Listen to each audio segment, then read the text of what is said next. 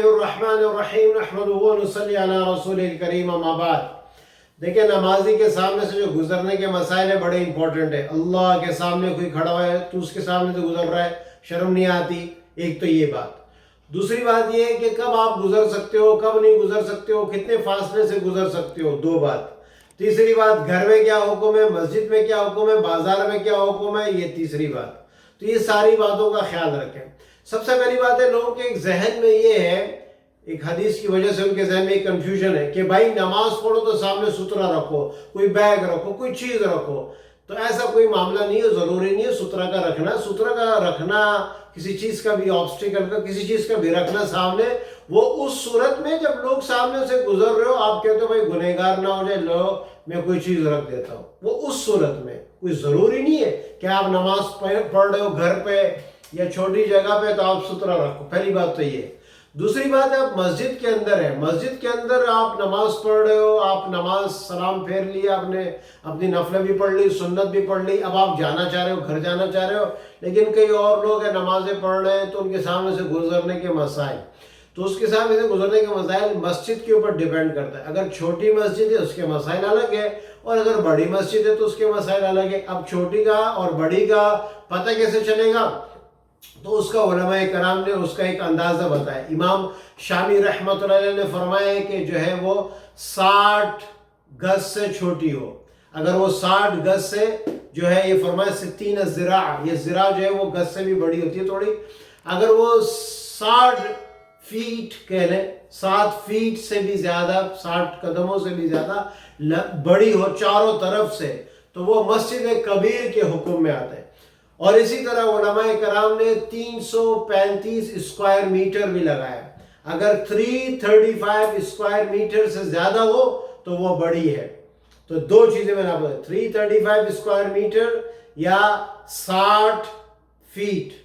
अगर इस दोनों से छोटी है तो वो छोटी मस्जिद के हुक्म में आएगा। और अगर आपने नाप के देखा कि 335 स्क्वायर मीटर आ रही है या 60 पैर लंबी आ रही है तो मस्जिद बड़ी आ रही है, तो ये बड़ी मस्जिद है। तो अब दोनों का हुक्म आपको आसान हो जाएगा। छोटी मस्जिद का हुक्म ये है कि अगर वो 335 से छोटी, तो उसके सामने से आप बिल्कुल भी नहीं गुजर सकते, बिल्कुल भी सामने से नहीं गुजर सकते, आपको पीछे पूरा घूम के जाना पड़ेगा। इसी तरह घर का भी एक में, घर तो है ही छोटा। लेकिन जो बड़ी मस्जिद है, जो 335 स्क्वायर मीटर से बड़ी है, 335 स्क्वायर मीटर या 60 फीट लॉन्ग है, तो उस सूरत में आप क्या करना पड़ेगा। आप मुफ्ती रशीद अहमद साहब रहमतुल्लाह अलैह लुधियानी, वो फरमाते हैं कि आप सजदे की जगह को छोड़ के 2 सफ, क्योंकि किताबों में ये आया है कि सजदे की जगह। अब वो सजदे की जगह लोग क्या करते हैं, ये बड़ा इस मसले को पढ़ के वो कहते हैं सजदे की जगह, लेकिन हमारे फुकाहा फरमाते हैं कि सजदे की जगह जहां तक नजर जाए वो सजदे की जगह है। ये नहीं कि जहां पे आपका सर रखा जा रहा हो। सर रखना अलग चीज है, जहां तक सजदे में नजर जाए वो अलग चीज है। तो मुफ्ती रशीद अहमद लुधियानी साहब रहमतुल्लाह फरमाते हैं कि उसका फासला 2 सफ, 2 से 3 सफ के दरमियान इस फासले को नापा गया, जहां पे नमाज पढ़ने वाले की निगाह वहां तक जाती है।